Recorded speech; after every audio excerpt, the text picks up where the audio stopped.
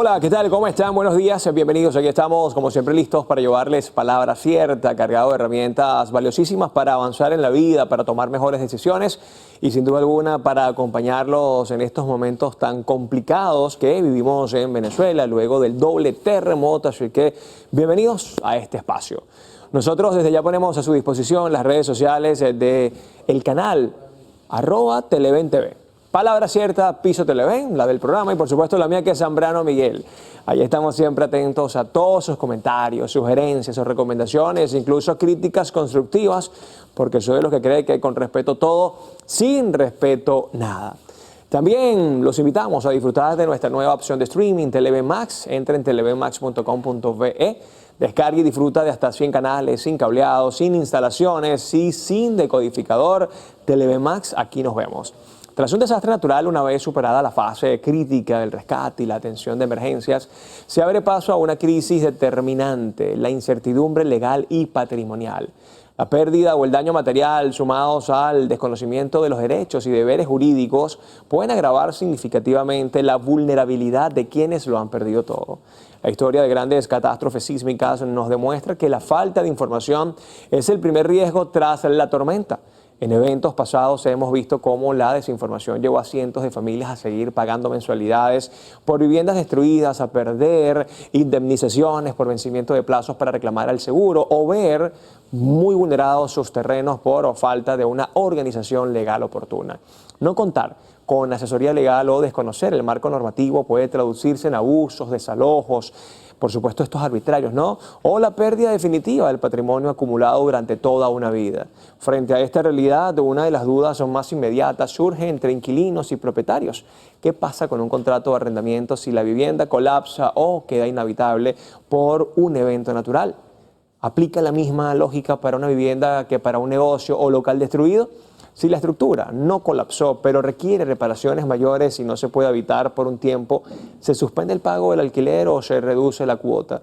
Para quienes estaban pagando su vivienda a través de un crédito o una hipoteca, la gran angustia es si la deuda continúa intacta, aunque el inmueble se haya perdido. Por otro lado, cuando un edificio colapsa, surge una incógnita muy común: ¿a quién le pertenece el espacio físico que quedó? ¿Qué hacer ante todo esto? El primer paso es la documentación: fotografiar daños, resguardar copias digitales de contratos y solicitar las inspecciones oficiales. El segundo es la organización comunitaria entre copropietarios. Y el tercero, indispensable, es conocer las rutas legales para no actuar a ciegas. Saber exigir informes de habitabilidad, entender el alcance de los seguros, conocer los mecanismos de moratoria de pagos o cómo renegociar acuerdos sin caer en abusos son herramientas jurídicas indispensables para este proceso. Hoy, justamente, queremos aclarar las letras pequeñas de los contratos y brindar una guía práctica sobre cómo actuar. Es por eso que nos acompaña en el estudio un experto en la materia. Él es abogado penalista y docente universitario, así que felices de recibir acá en el estudio de Palabra Cierta a Antonio Vargas. Bienvenido. ¿Cómo está usted? Muchísimas gracias, Miguel, por invitarme aquí a este prestigioso programa que cada día sube en audiencia. Bueno, feliz de tenerlo acá porque imagínense, vamos a hablar de un tema que yo creo que más allá del luto, más allá obviamente de todo el dolor que se ha visto, que se ha vivido, la gente está muy preocupada por sus inmuebles. Claro que sí, hoy todos tenemos grietas en nuestros corazones y es muy importante que informemos a todos los televidentes porque la desinformación es tan peligrosa como el terremoto mismo en cuanto a daños patrimoniales se refiere. Sí, porque aquí la vulnerabilidad obviamente está al servicio, ¿no? Al día. Todos estamos justamente ahorita en esa disyuntiva de qué hacer, qué no hacer, actúo ahora, actúo después. Claro, y es importantísimo actuar ahora, planificar, ver dónde estamos parados para proteger nuestro patrimonio y hoy los vamos a orientar en ese sentido. Vale, perfecto. Bienvenidos a Palabra Cierta nuevamente, así que muchísimas gracias por su presencia porque hoy es un tema que todo el mundo necesita ver para afrontar ahora este segundo gran problema que es ¿y ahora qué hago con mi vivienda? Ya venimos con más de Palabra Cierta. Gracias.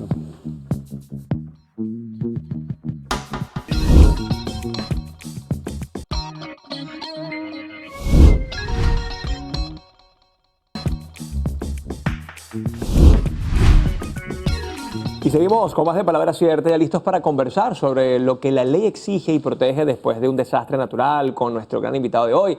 Él es Antonio Vargas, abogado venezolano. Bienvenido nuevamente. Muchísimas gracias, Miguel. Estamos para servir. Aquí estamos además para informarles a ustedes y qué temazo, ¿no? El que se nos viene. Muy complejo, casualmente le comentaba fuera del aire, muchos amigos de La Guaira, más allá obviamente de la pérdida material, más allá de la pérdida de una vida humana, viene el tema de ¿y qué pasó con mi patrimonio? ¿Quién a mí me resguarda? Hay una ley incluso para desastres naturales. ¿Cómo se ve todo esto desde la parte jurídica? Claro, aquí tenemos que revisar caso por caso para saber realmente dónde estamos parados y ver las inspecciones técnicas que hace Ingeniería Municipal, Protección Civil y Funvisis para ver si la estructura de los edificios donde están construidas las viviendas de los particulares han colapsado total o parcialmente. Y en ese sentido, saber cuáles son las acciones, cuáles son las garantías que existen para responder frente a los propietarios, frente a los inquilinos. Un tema muy importante en este sentido son las pólizas de seguro. Ver también si existen las mismas y qué tipo de coberturas tienen, porque el hecho de que un inmueble, un apartamento tenga una póliza de seguro no quiere decir que esa póliza cubre ante un evento sísmico. Y eso hay que verlo en las letras pequeñas. La famosa frase, ¿no? Sí. Incluso hace poco tuvimos un experto de seguros y nos decía que prácticamente ninguna póliza cubre estos desastres naturales, pero al parecer había un movimiento que estaba buscando poder cubrirlas porque son muchos los carros, los apartamentos y los comercios que obviamente sufrieron esta catástrofe y que de alguna forma dentro de esa empatía colectiva, ¿no? Van a ver cómo los van a ayudar. ¿Qué sabe usted al respecto? Bueno, si hay pólizas, lo que pasa es que hay dos tipos de pólizas. Una que es, digamos, de carácter estructural de los edificios como tal, que las contratan las juntas de condominio, y otras que son, digamos, de la puerta del apartamento para adentro. Muchas veces uno contrata de la puerta del apartamento, de la vivienda, de la casa para adentro, una póliza que responde por inundación, por incendio, pero casi nunca por fuerzas de la naturaleza, movimientos telúricos. Pero uno debe tratar de exigirla y contratar dicha póliza para evitar daños patrimoniales como este. Yo creo que es una enseñanza de los venezolanos de ahora en lo adelante, ser responsables y, si el bolsillo lo permite, pues contratar una póliza que cubra daños sísmicos. Pues. Aprovechando este punto, sería oportuno que luego de esta tragedia, y entendiendo, porque ya al parecer creemos que somos conscientes de que somos un país sísmico, debería haber incluso una ordenanza que las pólizas de seguros, en este caso patrimoniales, cubran en caso de un terremoto, porque ya vimos que la cosa es real y vino y vendrá otra vez, según lo que explican los expertos, ¿no? En ese ciclo de los 40, 50, 60 años entre evento y evento. Sí, claramente estamos en un país sísmico, ¿no? Ya hemos visto que las fallas de Boconó, de San Sebastián, del Pilar, traen estragos en las zonas sísmicas de Venezuela, mayormente en el norte de Sucre, de Anzoátegui, La Guaira, Carabobo, Aragua, Distrito Capital, toda la zona metropolitana de Caracas. Y en ese sentido, sí, la Superintendencia de Seguros, el gobierno debe aplicar normas de estricto cumplimiento con las compañías de seguro de que deben ofrecer las pólizas contra terremotos para evitar daños patrimoniales a los particulares. No solamente las pólizas tienen que ser para salud, maternidad, pólizas de carro y pólizas para incendio e inundación, sino que deben obligarse a las compañías de seguro dentro de su cartera de pólizas tener este instrumento para ofrecerlo a los particulares. Entrando ya en materia inmobiliaria, y vamos a hablar de estos casos que además usted me dice que todos los casos son individuales, ¿no? Pero pongamos varias hipótesis. Sí. Primer edificio no cuenta con una póliza de seguro patrimonial, hay unos 20 apartamentos, es decir, unos 20 dueños. ¿Cómo se maneja en este tipo de situaciones cuando el edificio quedó literalmente en el piso? ¿Cómo se comienza a manejar toda la parte legal y sobre todo qué le queda a cada uno de esos propietarios? Sí. Bueno, cuando uno adquiere una propiedad de propiedad horizontal, eres dueño no solamente del apartamento, sino también del terreno. Okay. Entonces, los propietarios de ese apartamento colapsado siguen siendo los dueños del terreno en la alícuota parte que establece su documento de compraventa. Es decir, que el terreno sigue teniendo un valor y puede ser vendido y tener en esa proporción el fruto de la venta. Es muy importante también saber que también, así como el propietario es dueño y puede obtener el fruto de la venta de ese terreno, lamentablemente tiene también que correr con los gastos, digamos, de la recolección de los escombros. Wow. Sí, y eso es otra situación que debe amparar las pólizas de seguro contra terremoto. Hacerse también cargo de lo que cuesta recoger los escombros de un edificio colapsado. Es decir, que si el Estado no recoge esos escombros por X o Y razón, logística, etcétera, los dueños de ese edificio son los encargados de pagar todos los costos logísticos de de recoger esos escombros. Correcto. Wow. Hemos visto una buena voluntad de muchos alcaldes.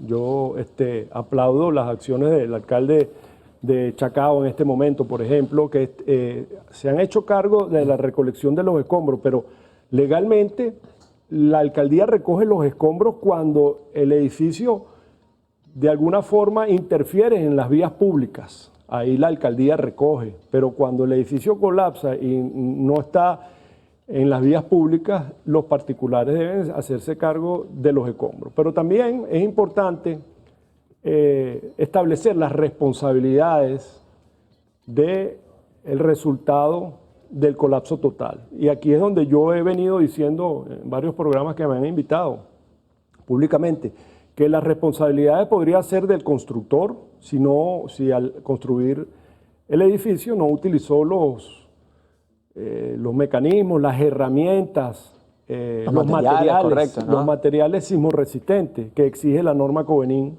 1756.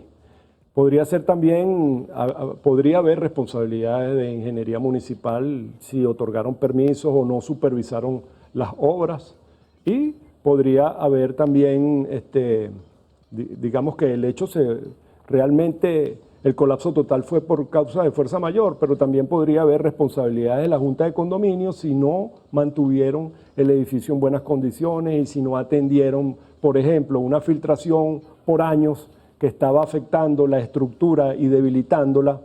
Si la Junta de Condominio, a pesar de que tiene conocimiento de ello, no toma los mecanismos y los correctivos necesarios, también responde civil y penalmente. Al regreso continuaremos hablando de este tema tan interesante, oportuno, porque la gente está muy preocupada. ¿Qué va a pasar con mi vivienda? ¿Qué va a pasar incluso con la acción de mi club? ¿Qué va a pasar con ese terreno que nos quedó a 200 propietarios? Y sobre todo, ¿qué va a pasar con ese alquiler que yo pude haber pagado por adelantado y que además pasaron 2, 3, 4 meses? ¿Quién responde por eso? Ya venimos con más de Palabra Cierta.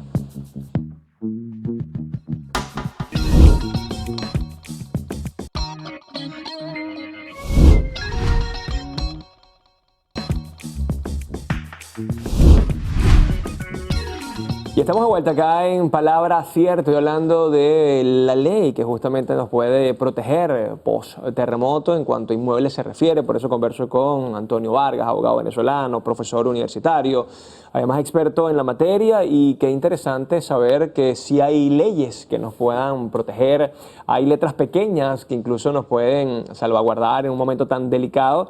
Y comenzamos a hablar justamente de los alquileres. Mucha gente alquilada vive en La Guaira. Sabemos que aquí, obviamente, más de la mitad de la población vive alquilada. Si una persona, hace poco una persona me escribía justamente, soy Miguel, pagué un año por adelantado, tenía apenas 3 meses dentro del apartamento. Ahora, ¿quién me responde por eso? ¿Quién se encarga de todo eso? Bueno, los contratos de alquiler en edificios que colapsaron totalmente o que quedaron inhabitables, incluso los que quedaron con la etiqueta amarilla de Funvici o incluso con la etiqueta verde, pero con daños estructurales donde cambiaron las condiciones, esos contratos de arrendamiento quedan resueltos, pues, quedan rescindidos. El inquilino no está obligado a seguir pagando y el propietario debe restituir el monto en bolívar, el monto que tenía por concepto de depósito, digámoslo así, de garantía. Y cada quien por su cuenta, digámoslo así, ¿okay? Porque la cosa perece para el propietario, no para el inquilino. Entonces es el propietario quien asume las consecuencias de la fuerza mayor, en este caso el terremoto, pues. Si algunos edificios en zonas muy afectadas, como por ejemplo Caraballeda, que quizás el gobierno decida que allí no se va a habitar más, ¿quién responde por eso? O sea, ¿a quién se le va a cobrar un terreno? ¿A quién se le va a vender un terreno, mejor dicho? ¿Cómo quedaría eso? Sí, eso es un tema complejo, un tema ¿no? difícil. Es un tema que, o sea, ¿quién compra eso? ¿Para qué uso se le puede dar a eso? O sea, se me ocurre que podría hacerse un parque en esa zona, pues, donde no hayan estructuras. Pero es difícil, eso es una incertidumbre que no sabemos. Y no te puedo decir quién puede comprar un terreno en una zona de un suelo blando, una zona sísmica, donde ya el Estado dice que ya no se puede construir. Es decir, ahí incluso puede haber un vacío jurídico, ¿no? ¿Y ahora cómo le interpretamos la ley? Ahora, ¿cómo hacemos para que esas personas que alguna vez compraron un terreno y construyeron un edificio obtengan algo de dinero con lo que algún día fue su patrimonio? Sí, bueno, es que sí, obviamente hay casos en particulares, siempre hay casos particulares que tienen lagunas y hay que acudir a las normas supletorias del derecho, la costumbre, la jurisprudencia, la doctrina. Pero el propietario siempre asume el riesgo de lo que él adquirió, pues, siempre que no haya mala fe del anterior propietario. Tenemos antecedentes, sí, el terremoto del 66, ¿no? Tuvimos también el terremoto en Sucre. ¿Hay antecedentes legales con todo esto? ¿Se ha garantizado el derecho de esas personas vulneradas? ¿Se le compró a esas personas sus terrenos? ¿Conoce algo usted de esto? No, a partir del terremoto del año 67, lo que cambió en forma jurídica fue que esa norma Covenín fue modificada, pues, y adaptada a los tiempos actuales. Y tuvimos la última reforma en el año 2020 que antes se hablaba de los materiales antisísmicos, ahora se habla de los materiales sismo resistentes. Y entonces han salido una cantidad de materiales modernos que realmente resisten los sismos, y esa norma Covenín es la que regula las construcciones en zonas sísmicas, y ahí es donde nosotros debemos concentrarnos. Okay. Otro tema muy importante, y hablando de las juntas de condominio, ¿no? Que ya se ha hablado de eso.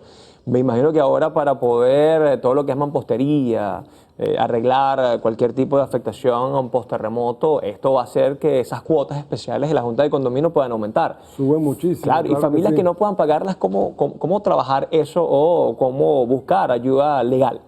Sí, claro, ahí se abre un abanico de posibilidades que son cada una más compleja que otra, pues. Siempre hay propietarios que no van a poder pagar cuotas elevadas y hay que financiarlos. Y en ese sentido los bancos están recibiendo directrices también de parte del gobierno a través de la superintendencia de banco para que sean flexibles, financien, promuevan las reparaciones, modificaciones a que haya lugar, producto de esta tragedia que nos afecta a todos. Yo quisiera también hacer énfasis en algo que ha sucedido a muchísimas personas, porque como abogado han ido muchas personas a mi bufete en esta situación. Han firmado un contrato de venta, de compraventa bilateral, en el cual han dado unas arras y los inmuebles que han tenido la intención de adquirir han sufrido daños parciales y totales. En ese sentido, el propietario debe tener la conciencia de que debe devolver el dinero de las arras si el inmueble sufrió modificaciones importantes donde se altera el objeto del contrato. Todos sabemos que para que un contrato, bueno, los abogados sabemos Claro. mejor, aclaro que para que un contrato de compraventa tenga validez debe existir consentimiento, objeto y causa.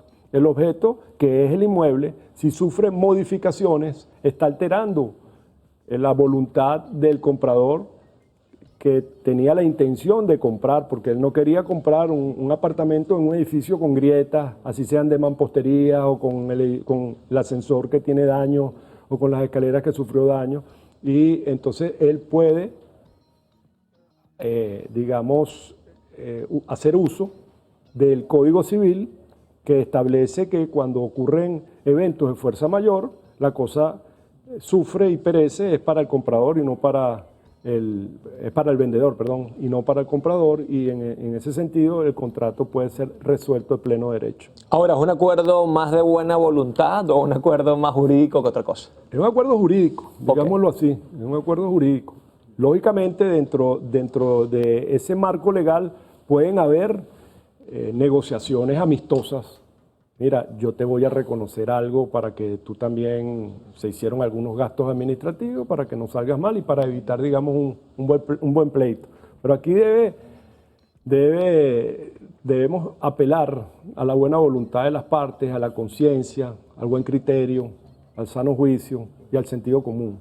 Y hacer un llamado a todos los ciudadanos de que tomemos conciencia de que realmente este evento sísmico causó estragos en toda la sociedad y que debemos poner de nuestra parte para llegar a los acuerdos que debemos hacer como venezolanos. Ya para despedirnos, un consejo final para todas aquellas personas que sufrieron daños graves a su vivienda, bien sea parciales o momentáneos. ¿A quién deben acudir y cuál es ese paso a paso? Bueno, sí, yo siempre recomiendo que si va a comprar un inmueble, siempre antes de firmar cualquier acuerdo de promesa bilateral, siempre se asesore bien con un abogado. Lo otro, si usted pertenece a una junta de condominio, lo primero que tiene que hacer es inspeccionar el inmueble con los organismos competentes, bomberos, protección civil, Fumbicis o unos ingenieros especializados. Los ascensores, hacerlos inspeccionar con una empresa calificada que esté inscrita en Sencamer. Esas son en la mayoría las recomendaciones y por supuesto tener un seguro, una póliza de seguro a todo riesgo que incluya el daño sísmico como consecuencia de los terremotos. Pues. Bueno, gracias por todas estas palabras. Ya para despedirnos, redes sociales donde la gente puede ubicarlo y conseguir además esa asesoría legal tan necesaria. Gracias. Mis redes sociales en Instagram, Antonio José Vargas, BZLA, en Twitter o X, abogado Antonio B, y en TikTok, Antonio José Vargas, BZLA. Bueno, muchísimas gracias y que sigan los éxitos. Ti, Miguel. Gracias por toda esa información. Nosotros nos despedimos por la mañana de hoy. Cuídense mucho, pórtense bien. Esto fue Palabra Cierta.